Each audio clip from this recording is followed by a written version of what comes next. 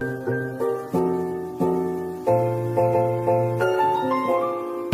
Sobat Santuy, gimana kabarnya?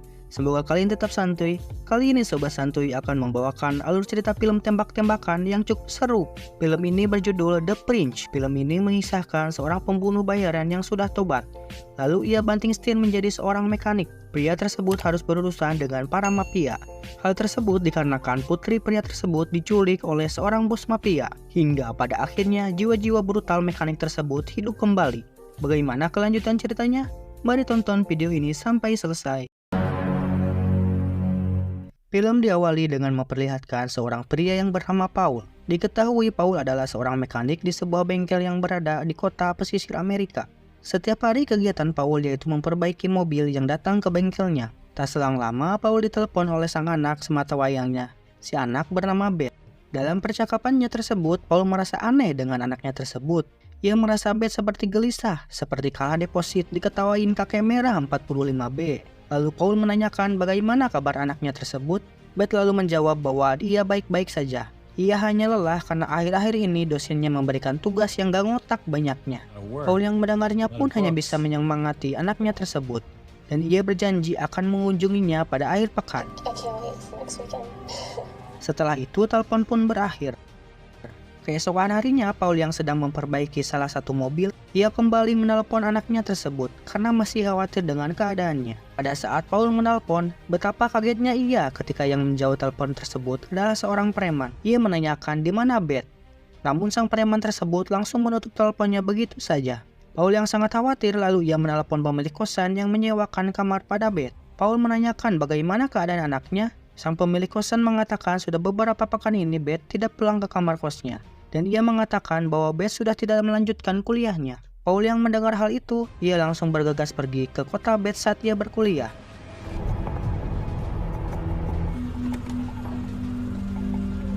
Sesampainya di sana, ia langsung mendatangi kamar kos Beth.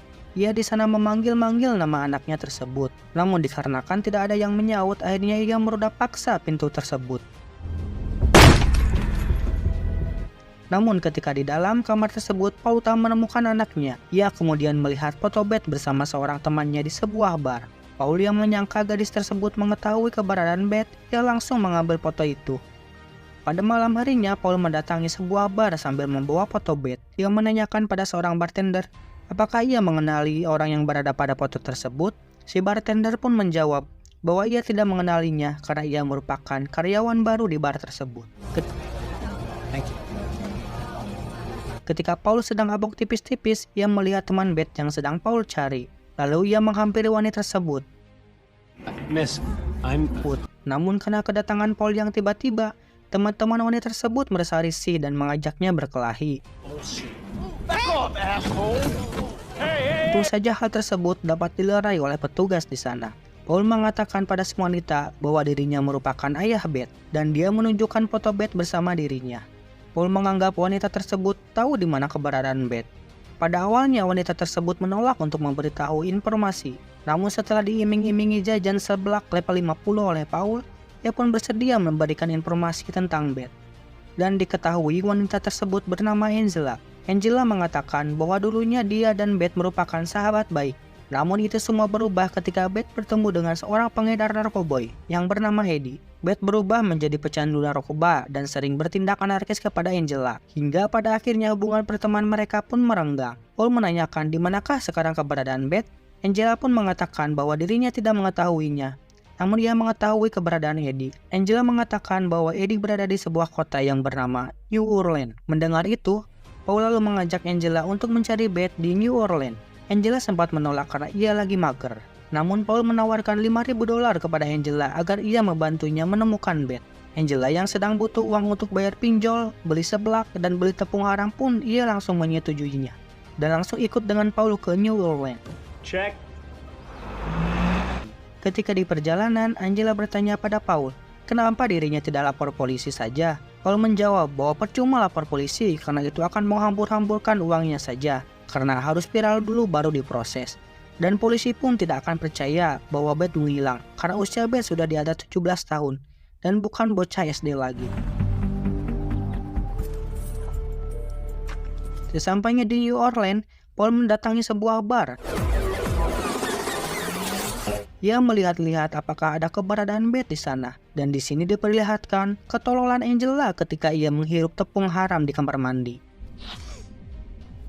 Angela yang ngeplay mencoba merayu Paul agar berolahraga ranjang dengannya. Paul yang memiliki iman yang tebal, setebal dompet Raffi Ahmad pun, ia pun menolaknya. Ia mengatakan bahwa dirinya merupakan tipe ayah yang soleh dan tak mau kena HIP karena celap-celup sembarangan. Setelah itu, ketika mereka hendak masuk ke dalam mobil, Angela mengatakan pada Paul bahwa ia melihat 3 orang teman Eddie. Paul lalu menghampiri 3 orang tersebut. Paul pada awalnya menanyakan dengan sopan di mana Eddie berada. Salah seorang dari mereka lalu mengatakan bahwa jangan macam-macam dengan Eddie, dan ia menghina Paul dengan sebutan pria culun tolol bau tanah. Lalu ketiga orang itu ngebabukan Paul.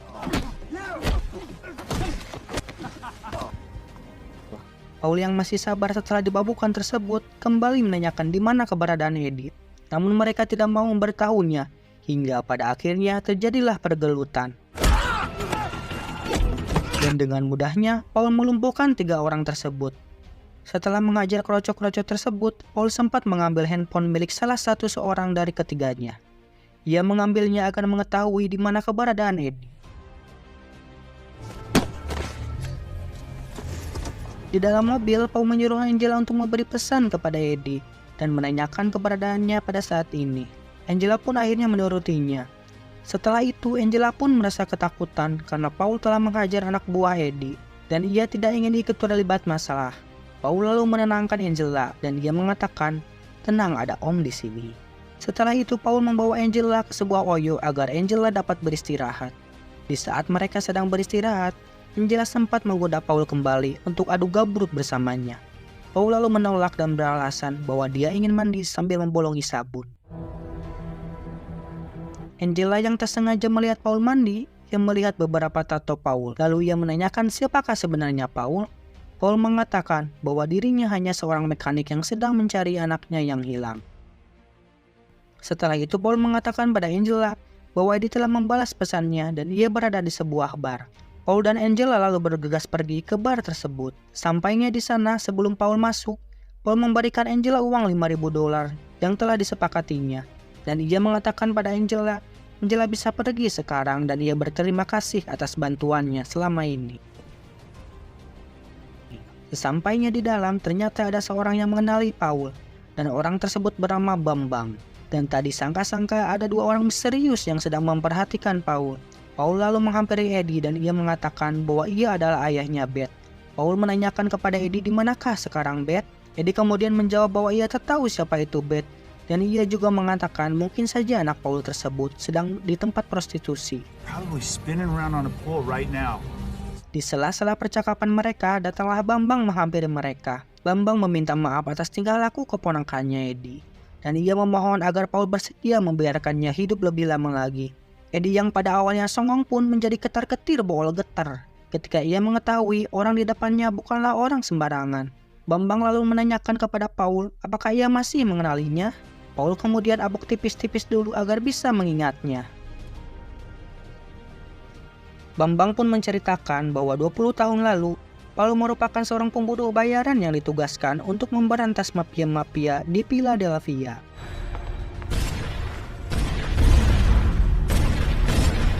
Paul sangat brutal ketika menghabisi musuh-musuhnya dan ia sangat cepat bagaikan hantu.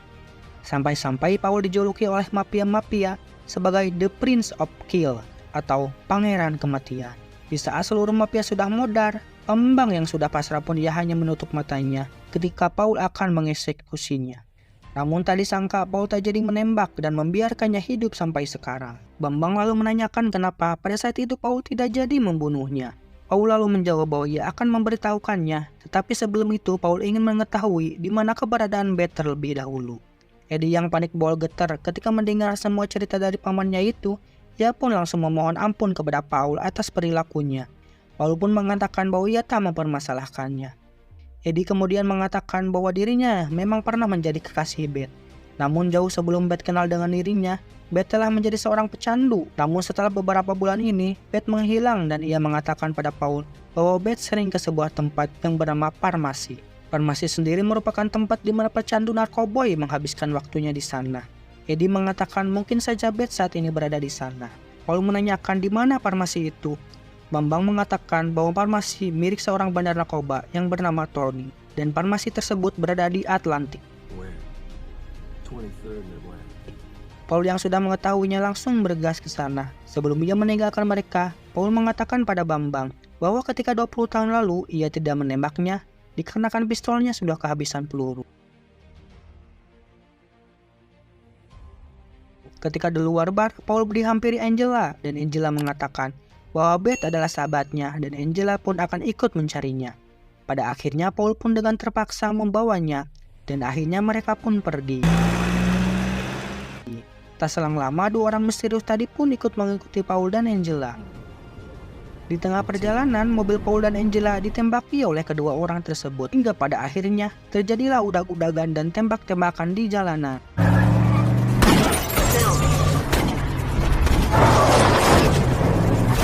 Hingga pada akhirnya, Paul berhasil membuat mobil tersebut kecelakaan. Paul lalu menyuruh Angela untuk tetap di mobil, sedangkan ia akan mengintegrasi keduanya.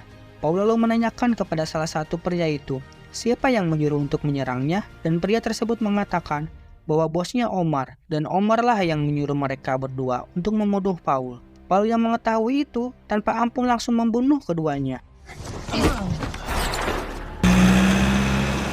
Sementara itu kita diperlihatkan dengan seorang bos mafia yang bernama Omar. Di sini Omar hendak membunuh seorang petinju, dikarenakan petinju itu telah membawa kabur uangnya dan membuat Omar rugi jutaan dolar. Si petinju sempat ingin menjelaskan sesuatu, namun Omar yang sudah kesal, ia langsung menyuruh tangan kanannya yang bernama Asep. Ini orangnya. Omar menyuruh Asep untuk segera menembak petinju tersebut. Tak selang lama Omar mendapatkan kabar bahwa kedua anak buahnya telah mati dan yang membunuhnya adalah Paul. Omar di sini sangat marah dan menyuruh Asep untuk mengurus Paul. Di sini Asep yang peduli pada Omar sempat menyuruh Omar untuk melepaskan Paul dan berhenti untuk balas dendam kepadanya. Omar yang kesal lalu mengatakan pada Asep bahwa dirinya ingin balas dendam pada Paul atas apa yang telah ia lakukan terhadap keluarganya. Sesampainya di penginapan, Angela menanyakan kepada Paul, siapakah Paul sebenarnya? Paul yang tak bisa menutupinya lagi akhirnya menceritakan semuanya pada Angela, bahwa 20 tahun lalu dia merupakan bajingan di Philadelphia. Ia melakukan tindakan kejahatan seperti merampok, mengedarkan narkoba, dan menyelundupkan senjata. Hingga pada akhirnya ia direkrut oleh pemerintah untuk membunuh seluruh mafia yang berada di Philadelphia, dan dirinya akan dibayar atas jasanya tersebut. Dan disitulah awal mula kebrutalan, keganasan, dan kesadisan Paul dimulai. Paul mengatakan bahwa kedua orang tadi merupakan utusan bos mafia yang bernama Omar yang ingin membunuh dirinya. Dikarenakan ada sebuah dendam yang Omar miliki pada Paul. Angela pun bertanya apa dendam tersebut. Paul menjawab bahwa pada 20 tahun lalu ia ditugaskan pemerintah untuk membunuh bos mafia besar bernama Omar. Paul yang akan membunuh Omar dengan menggunakan bom. Bom tersebut sudah dipasang di mobil Omar. Namun disayangkan mobil tersebut malah dipakai oleh istri Omar yang hendak mengantar anaknya ke Indomaret untuk top up Diamond FF. Paul sempat berusaha mencegahnya, namun apa daya itu semua sudah terlambat. Hingga akhirnya mobil itu pun meledak di depan mata Omar. Omar yang marah sekaligus sedih bersumpah akan membalaskan dendamnya pada Paul yang telah membuat anak dan istrinya meninggal. Sementara itu Omar di kantornya didatangi oleh Asep. Asep memberitahu bahwa Paul sedang mencari seorang pecandu wanita. Pecandu tersebut merupakan anaknya. Mengetahui itu, Omar menyuruh Asep untuk kerahkan semua anak buah terbaiknya untuk menangkap anak Paul. Omar akan menggunakan anak Paul untuk memancingnya agar Paul mau mendatanginya. Asep yang sudah tahu kebrutalan Paul pun panik bawal getar dan tak ingin berurusan dengan Paul. Namun apa daya perintah bosnya tidak dapat diganggu-gugat. Hingga pada akhirnya Asep menyetujui permintaan bosnya tersebut. Sementara itu Paul mencuri sebuah mobil agar dia tidak dicurigai anak buahnya Omar. Setelah itu, Paul dan Angela akan menemui sahabat lamanya Paul yang bernama Sam. Ini orangnya. Diketahui Sam merupakan mantan mafia yang telah Paul selamatkan di masa lalu. Setelah sesonoan, Sam lalu menanyakan pada Paul apa yang membuatnya kemari. Paul mengatakan bahwa dirinya sedang mencari putrinya yang bernama Beth. Dan putrinya tersebut dibawa seseorang yang bernama Tony. Sam yang mantan mafia itu pun tentu tahu siapa itu Tony. Sam lalu menanyakan apa yang kau butuhkan. Paul mengatakan bahwa dirinya hanya butuh sebuah kendaraan, senjata, dan dirinya meminta agar Sam menjaga Angela. Karena Paul yakin di Hotel Sam, Angela akan aman. Sam yang merasa berhutang budi pada Paul pun langsung menyetujuinya. Sebelum Paul mendatangi farmasi, Paul sempat menghampiri toko senjata milik temannya. Sesampainya di dalam, Paul menanyakan pada seorang pemuda di sana. Ia menanyakan di manakah Mikey. Ia mengenalkan bahwa dirinya adalah sahabat Mikey. Pemuda tersebut bernama Frank. Lalu Frank mengatakan bahwa ayahnya telah meninggal 2 bulan yang lalu. Paul lalu mengatakan turut berduka atas kematian Mikey. Frank menanyakan ada urusan apa Paul kemari. Paul lalu mengatakan bahwa 20 tahun lalu dirinya menitipkan senjata pada ayahnya Frank. Dan pada saat ini ia ingin mengambilnya kembali. It's in the back. I could. Frank lalu mengambil senjata tersebut dan memberikannya pada Paul. Setelah itu Paul langsung mendatangi Tony yang berada di farmasi. Pada saat Paul akan masuk, ia sempat dihadang oleh anak buah Tony. Anak buah Tony menanyakan ada urusan apa ia kemari. Paul pun berbohong bahwa dirinya mempunyai informasi penting untuk Tony. Pada akhirnya Paul diperbolehkan masuk. Namun si penjaga bilang bahwa Paul tidak boleh membawa senjata apapun. Paul pun menyetujuinya. Sesampainya di dalam, Paul diantarkan ke ruangan Tony. Ketika bertemu dengan Tony, Paul mengatakan bahwa dirinya adalah ayah Beth dan kedatangan dirinya kemari untuk membawa Beth pulang. Lantas Tony menunjukkan keadaan Beth. Di sini memperlihatkan Beth yang sedang tertidur pulas akibat narkoba yang terlalu over. Tony mengatakan pada Paul bahwa dirinya sengaja membuat Beth menjadi pecandu. Hal itu dilakukan agar memancing Paul datang kemari, sehingga Tony akan menyerahkan Paul ke Omar. Ternyata di sini diketahui bahwa Omar adalah atasannya si Tony. Paul yang geram pun langsung membabi buta semua anak buah Tony. Dan ia berhasil membunuh Tony. Setelah itu, Paul segera membawa Beth untuk pergi dari sana.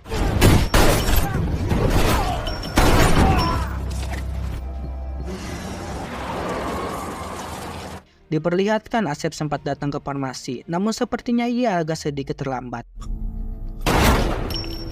Sesampainya di kediaman Sam, Paul yang sempat terluka pun sempat diobati oleh Sam. Sementara itu Asep mendatangi Omar. Asep mengatakan bahwa salah satu intelnya melihat Paul pergi ke Hotel Sam. Omar yang mendengarnya pun langsung menyuruh Asep untuk mengepung Hotel Sam dan menculik anak Paul dan dibawanya ke hadapan Omar. Scene memperlihatkan Paul, Angela, dan Beth yang hendak pergi meninggalkan Hotel Sam. Sementara itu, Asep dan kroco-kroconya berhasil masuk ke Hotel Sam melalui pintu samping. Di saat Angela sudah masuk ke dalam mobil, tiba-tiba anak buah Asep menembaki Paul dan Sam. Beth yang panik langsung masuk ke dalam hotel. Namun tak disangka, dalam ada Asep yang bergegas menculik Beth. Paul yang melihat Beth ditangkap Asep, ia langsung mengejarnya. Dan terjadilah adu tembak antara Paul dan kroco-kroconya Asep. Paul yang gagal mendapatkan Beth pun berpikir bahwa Asep akan membawanya ke kediaman Omar. Hingga pada akhirnya Paul mengajak Angela untuk menyelamatkan Beth. Sementara itu Sam tetap di sana untuk mengatasi kekacauan yang sudah terjadi. Paul mengunjungi Frank terlebih dahulu untuk membeli persenjataan modern dan amunisinya. Sesampainya di kediaman Omar, Paul menyuruh Angela untuk menunggu di mobil, sedangkan dirinya akan membantai semua anak buah Omar. Dengan tekad atas tagihan pinjol, Paul langsung menembaki anak buah Omar.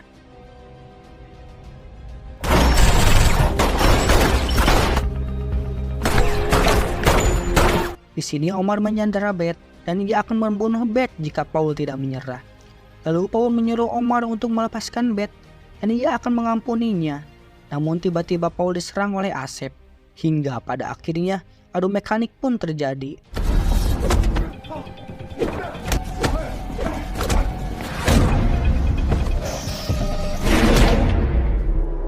Dan pada akhirnya Paul berhasil membunuh Asep. Setelah itu Omar menodongkan pistol kepada Paul. Di sini Paul mengatakan bahwa dirinya akan mengampuni Omar jika ia melepaskan Beth. Omar yang sudah naik pitam pun langsung menembak Paul. Namun bersamaan itu, Beth berhasil menyikut tangan Omar sehingga tembakannya meleset. Mengetahui kesempatan itu, Paul langsung menembak Omar sehingga Omar pun turun untuk selamanya. Film diakhiri dengan Paul dan Beth yang keluar dari kediaman Omar. Dan Angela pun akan memutuskan untuk hidup bersama Paul serta merawat Beth seperti anaknya sendiri. Dan film pun tamat. Bagaimana menurut kalian? Pesan yang dapat kita ambil dari film ini adalah Tidak ada pengguna narkoba yang menjadi tua karena mereka mati di usia muda. Oke, terima kasih sudah menonton sampai akhir. Mohon maaf bila ada kesalahan. Saya Sobat Santuy, salam santuy.